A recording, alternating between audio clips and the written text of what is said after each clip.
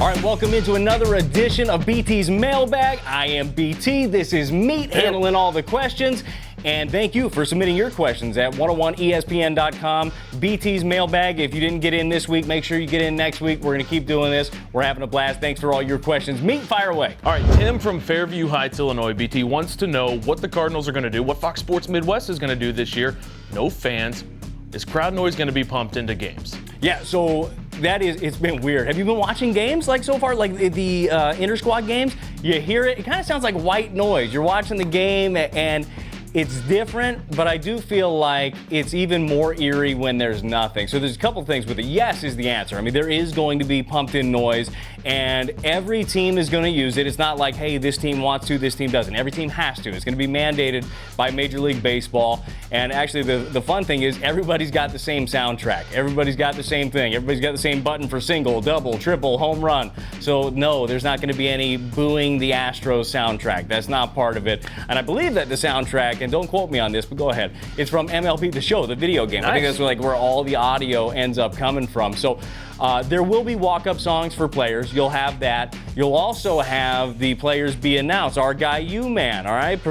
Professor U-Man, John Hewlett, he'll be doing the intros, but I believe that those are going to be taped when the players are coming in. So there's still going to be those normal aspects of it. The players will have their songs, but the crowd noise, it's going to be hit or miss. And I think that there's a big responsibility on whoever is manning that board, who has to do it, because timing is key with stuff like that. I think like everything else, there's going to be some trials, going to be some errors, but you will hear fake crowd noise, and it's going to be weird. It hasn't really been that bad so far. That's okay. It hasn't been that bad. It's baseball. We don't even care right now. As long as we have it. I don't care what the noises are. Just play ball. Question number 2, BT. This one comes from Steven. We know about the batters that terrify you. What do you mean? That haunt your terrify. sleep. Russell Brandon. Okay.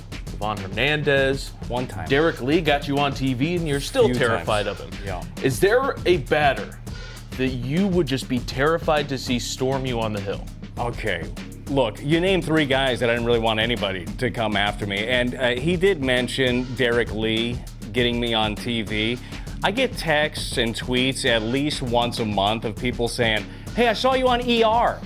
Yeah, I was on ER. I gave up a home run to Derek Lee. Derek Lee was doing like a Make-A-Wish thing on ER.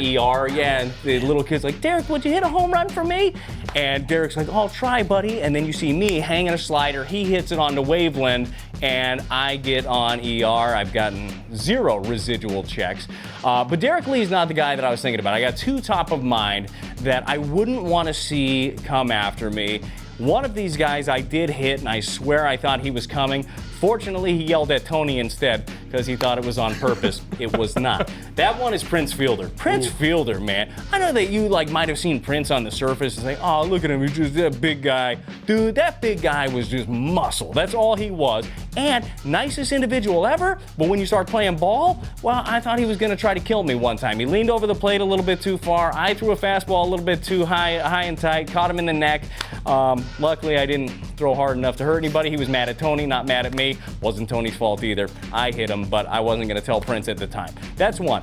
The other one that I wouldn't want to see storm the mound if I was on it is one that I actually yelled at while I was on the mound. Believe it or not, this used to think it was pretty tough when it was pitching, okay?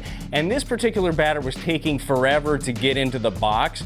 And unbeknownst to me, he actually had something in his eye. I didn't know at the time. And I said something to the effect of, are you blanking ready? And he looks at me and like he was going to kill me. He is Gary Sheffield. Whoa, okay. Gary Sheffield gets in the box. He's like looking at me once he finally gets that thing out of his eye and hits a missile off the wall in left field and just bat flips and just stares at me the entire time. And I deserved every bit of it. I was just glad he didn't come after me. Wow. Yeah. That is terrifying. Yeah, he's a big man.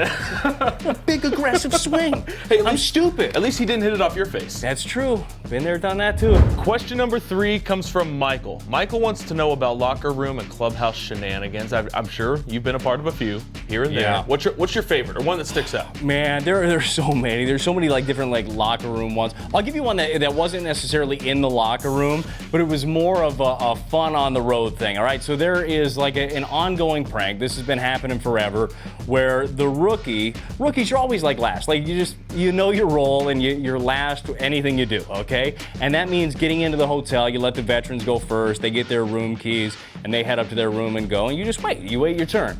Well, one of the jokes is you steal the rookie's key, and then you hide in the rookie's room, and once they actually have to go to the front desk because their key is missing, we have it, then you scare the living bejesus out of them. So we do this one year. The rookie at the time was Josh Kinney, and we steal Kinney's room key. It's myself, a couple of relievers. We're hiding in his room. And what's the first thing you're gonna do after a long flight? Meet? You shower. You shower? Yeah. I'm gonna go to the bathroom. You're gonna shower. I probably had a couple of cold Freshen drinks up. on the plane, and I'm gonna go to the bathroom. That's what most do. So you hide in the bathroom. Like everybody gets there. Josh Hancock, God rest his soul, he was him and I were in the tub together. Two other relievers too. We're all in the bathtub, waiting to hot, right? Waiting to pop out and scare Josh Kinney.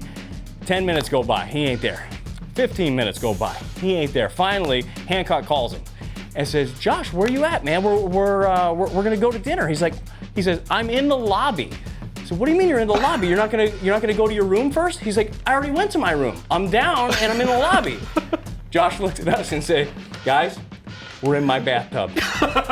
He got the room keys mixed up. He didn't know where we were. So that's one of my favorite ones, one of my favorite stories, and I love it. And I'm sure that prank is still going on. All right, that's it. That's the edition of BT's Mailbag for this week. Again, if you have a submission, send it our way. Go to 101ESPN.com. Leave your submission for me, for BT's Mailbag. Big thank you to me. Big thank you to all of you for tuning in and checking this out.